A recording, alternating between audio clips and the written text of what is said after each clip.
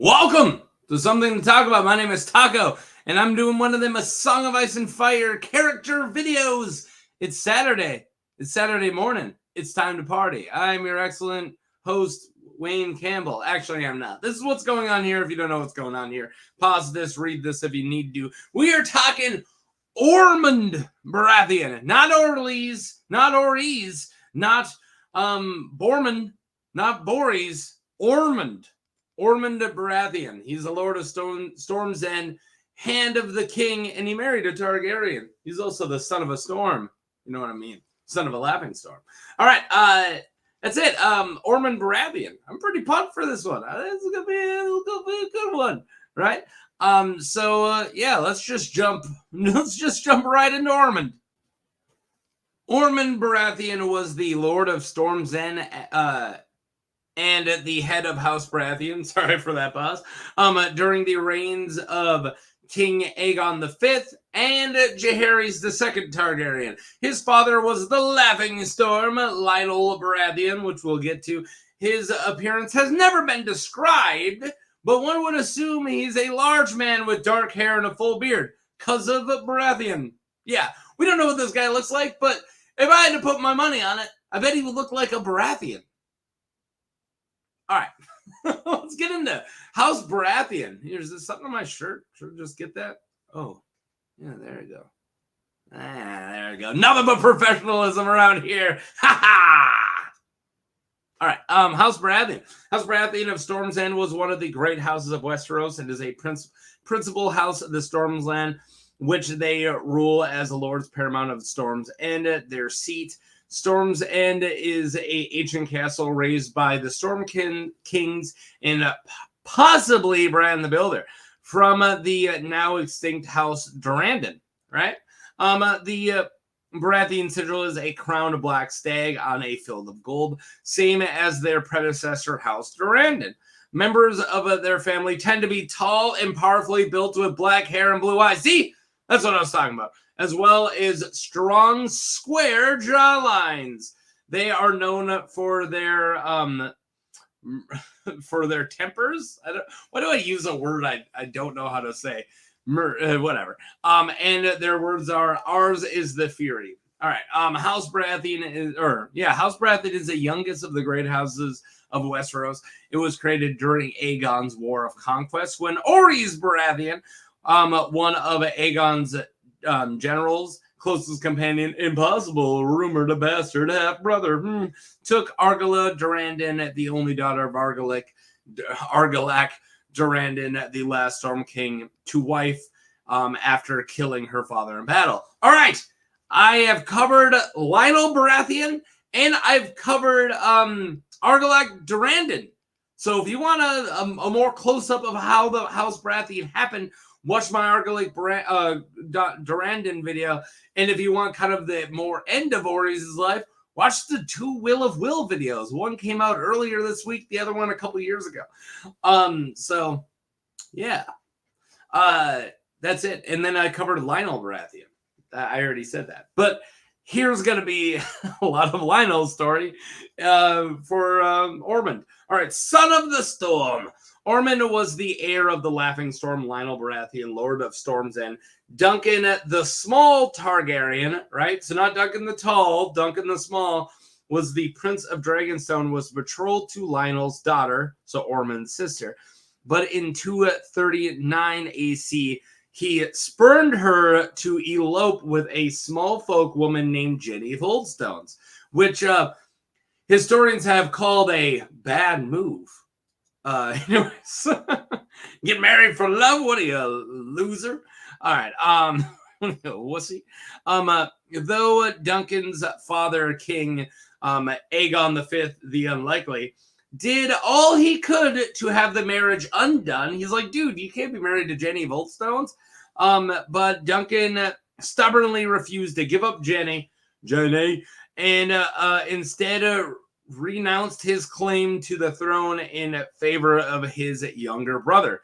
Still, this did not restore the peace, and Lionel was infuriated that the insult to his daughter and himself, the Laughing Storm Lionel, rebelled against the Iron Throne and crowned himself the new Storm King.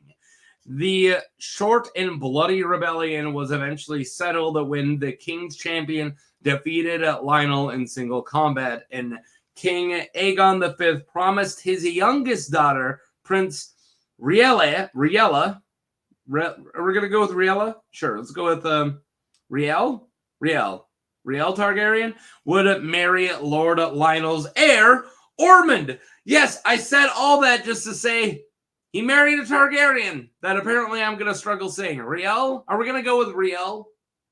Let's go with Riel. So, husband to a princess. To confirm the promise, Prince Riel, the youngest child of Aegon V and Queen Betha Blackwood, was sent to live at Storm's End. So they can't back out this time, right? As Lionel's cupbearer and companion to his lady wife. In 245 AC, Riel and Ormund were married, and their son and only known child, Stefan, was born a year later. Riel's marriage to Ormund would eventually be part of the end of the rule of House Targaryen. Yeah, this is kind of like foreshadowing, if you will, right? Also, light spoilers. Should have said at the beginning of the video. All right, I'm bad at that. Riel's marriage, would eventually be part of the end of the rule of House Targaryen because her grandchildren through Stefan would be Robert, Stannis, and Renly Baratheon. Thus, through Riel, Robert Baratheon descended from King Aegon V and thus had blood to claim the Iron Throne, which the Maesters used to justify the outcome of Robert's rebellion. But all that is a story for another time. Yeah, that's what we're talking about, Ormund, but it's kind of important, right? All right, so let's keep going. We don't have too much, so why linger? Hand of the King. Ormund had inherited Storm's End already prior to his marriage. So, so Lionel's out of the picture already in 259. Many of his wife Riel's family died during the fire known as the Tragedy of Summerhall. Summerhall was a pleasure castle of House Targaryen in the Dornish Marches. The fire caused the deaths of, among others, Aegon V Targaryen, the king, by the way, his eldest son, Prince Duncan the Small Targaryen, and Sir Duncan the Tall, the Lord Commander of the Kingsguard, and others. There's others. Jaehaerys ascended the throne at age 34, and Ormund, who we're talking about, became the hand of the king to his brother-in-law, King Jaehaerys II. Following the tragedy, despite his young age, his reign would be short, lasting only 3 years. It is the most notable event that occurred during the reign of King Jaehaerys II was the War of the Ninepenny Kings, which we'll talk about. This conflict had been brewing for some time.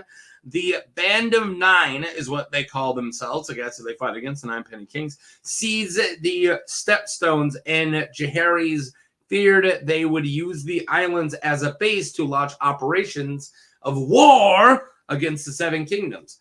So we'll go right on to the Ninepenny Kings.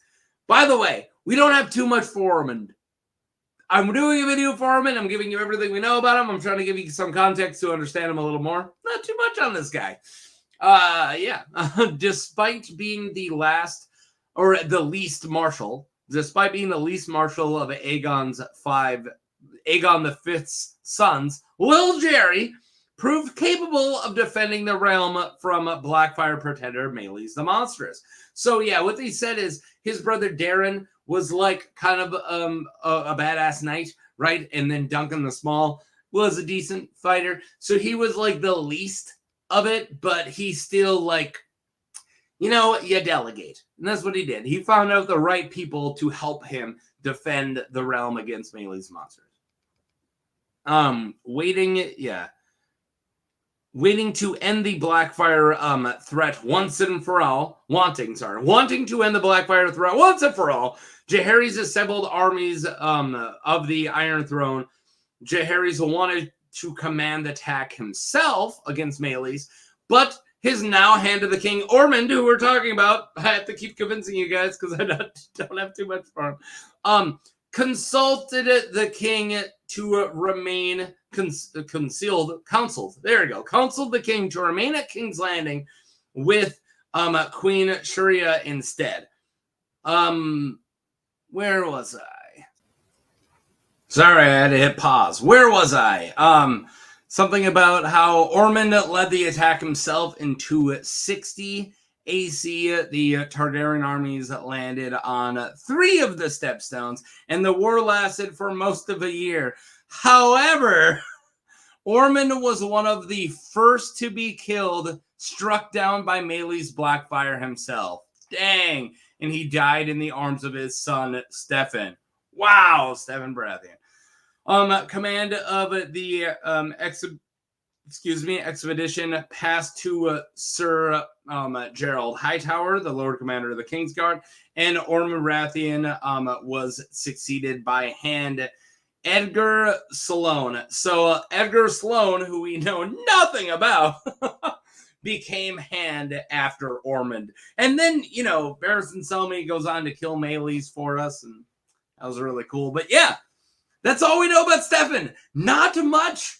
He married a Targaryen. He became Hand, and then he died. Dang. Oh, man, that's rough. So what do we got?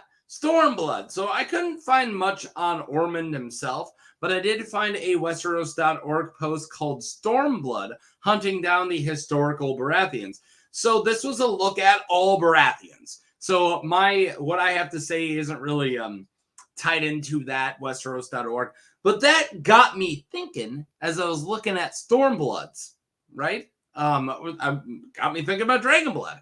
So, but yeah, what it did was get me thinking about Dragonblood and all the Baratheons, because Robert was a grandson of a Targaryen princess, meaning that all of his bastards have at least some dragon blood. And since he had a ton of bastards, right, like 9 of them, and many notable ones like Maya Stone, Gendry, Edric Storm, them and their dragony Stormblood might come into play and be important. That's kind of all I got. Yeah, it's the fact that, we worry about dragon seeds a lot, and it's like a big discussion in the fandom about dragon seeds and who has the ability to ride a dragon. Will these people come up? But remember, what was I calling them? Stormbloods, right? Stormbloods, storm seeds are pretty much dragony. They're pretty dragony. Most of Robert's bastards have a healthy spoonful of dragon blood in them. Maybe that means they can ride dragons. Maybe they can't. I do love the idea of Maya Stone finding Sheep Stealer. Never gonna happen, but it is fantastic to think about. Okay, that's all I got. All I got, guys, is kind of a shorter one. Ormund Baratheon, not too much, but I don't really care. I've covered shorter characters.